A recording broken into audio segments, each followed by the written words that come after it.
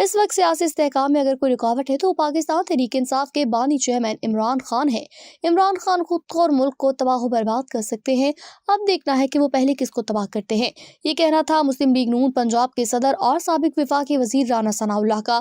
سابق وفاقی وزیر رانا ثناءاللہ نے AIY نیوز کو خصوصی انٹرویو دیتے ہوئے کہا کہ پاکستان میں سیاسی عدم استحکام کی ذمہ داری سیاستدانوں، سیاسی جماعتوں کی ہے، اور سیاستدانوں کو یہ بات تسلیم کرنی چاہیے کہ اس وقت سیاسی استحکام میں اگر کوئی رکاوٹ ہے تو وہ بانی PTI عمران خان ہے۔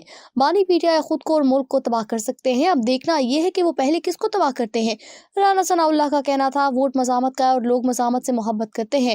ہم سمجھتے تھے بانی PTI مزاحمت نہیں کر سکے گا، لیکن ماننا پڑے گا بانی PTI نے مزاحمت کی۔ 32 سال سے نواز شریف کے ساتھ ہوں، انہوں نے ہمیشہ مزاحمت کی سیاست کی، مگر اس بار مزاحمت کی سیاست نہیں چلی۔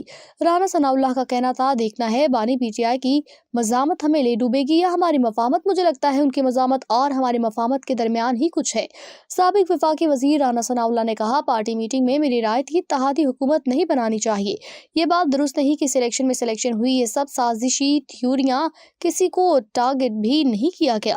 عام انتخابات 2024 میں اپنی شکست کے حوالے سے بات کرتے ہوئے رانا ثناءاللہ نے کہا میں چاہوں تو اپنی شکست پر 10 باتیں نکال سکتا ہوں، لیکن میں نے اپنی شکست کو تسلیم کیا۔ جاوید لطیف الیکشن سے متعلق غلط کہتے ہیں، وہ زیادتی کرتے ہیں، ایسا بالکل نہیں ہوا۔ اس الیکشن میں جتنا مجھے اپنے ہارنے کا یقین ہے اتنا ہی جاوید لطیف کی ہار کے صحیح ہونے کا بھی یقین ہے۔ جاوید لطیف کا گلہ ہے وہ ہار گئے، لیکن رانا تنویر کیوں جیت گئے؟ انہوں نے کہا اگر رانا تنویر بھی ہار جاتے تو جاوید لطیف سکون میں ہوتے، میں ان کا درد سمجھتا ہوں، ان کا دکھ رانا تنویر کے ڈی نوٹیفائی ہونے سے ختم ہونے والا نہیں۔ جاوید لطیف کو وہ بات کرنی چاہیے جو دوسرا مان بھی لے۔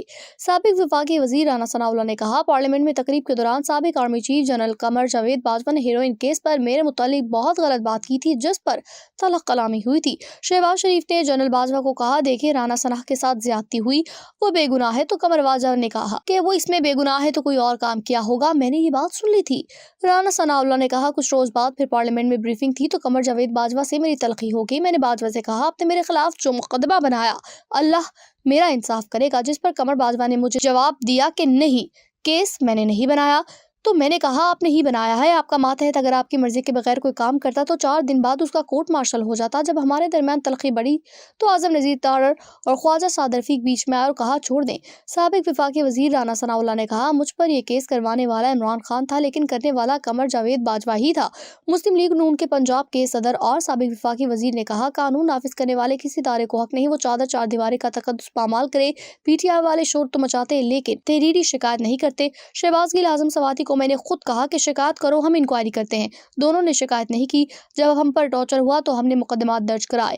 محسن نقوی سے متعلق کیے گئے سوال پر رانا ثنا کا کہنا تھا کہ ہم اس تاثر کو ختم کرنے میں ناکام رہے کہ نگران حکومت نون لیگ کی نہیں جن کا سیاسی نقصان ہوا۔ محسن نقوی صرف نون لیگ کی وجہ سے نہیں بلکہ کچھ اور وجوہات پر بھی وزیر بنے۔